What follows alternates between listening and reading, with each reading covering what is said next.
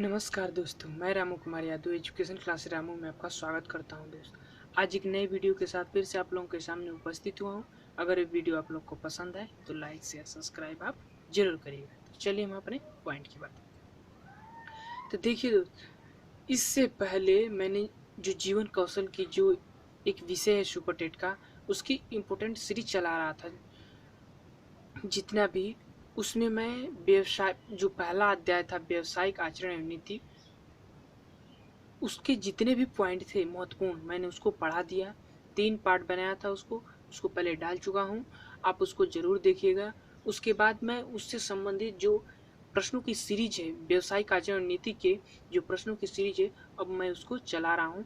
तो आप अब इसको उसके बाद इसको देखिएगा तो ये आप लोगों को बहुत ही हेल्पफुल साबित होगा। तो चलिए हम अपने पॉइंट की स्टार्ट करें।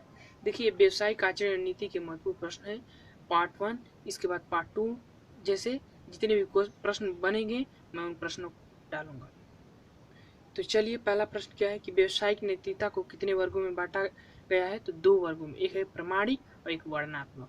प्रमाणिक तो वो नैतिकता है जिसको आप प्रूफ की तरह दिखा सकते हैं, वर्णनात्मक वो है जिसको आप कोई प्रूफ नहीं दिखा सकते। ठीक।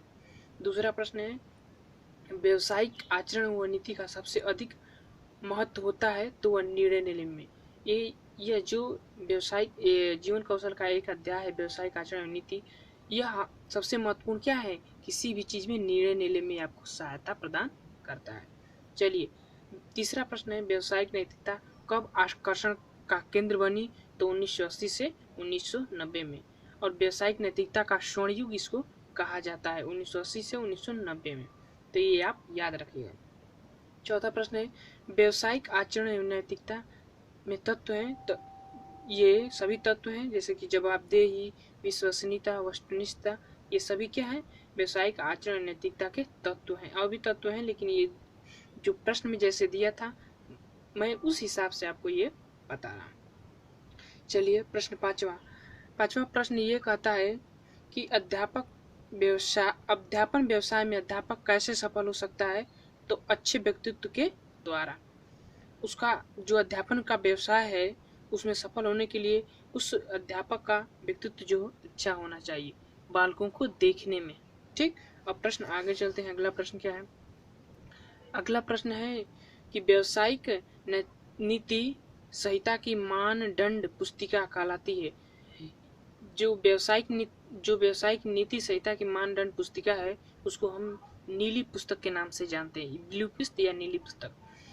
यह पुस्तक एक व्यवसाय से संबंधित पुस्तक है जिसमें व्यवसाय के बारे में लिखा होता है और ये बहुत ही महत्वपूर्ण पुस्तक इसको मानी जाती है, जिसको इंडिया में नीली पुस्तक के नाम से जानी जाती है, और देशों में दूसरे नाम से, लेकिन इंडिया में जो है नीली पुस्तक के नाम से इसको जाना जाता है।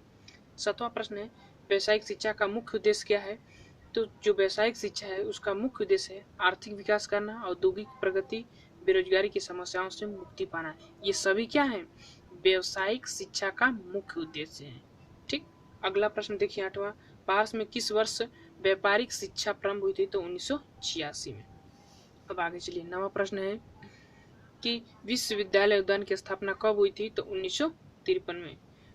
लास्ट प्रश्न है, शिक्षकों का प्रशिक्षण कार्यक्रम दक्षता पर आधारित होना चाहिए, किसने कहा था? आचार्य राममूर्ति समिति थी, इकाई थी, उसी ने कहा था कि जो शिक्षकों का प्रशिक्षण कार्यक्रम दक्षता पर आधारित होना चाहिए। ठीक।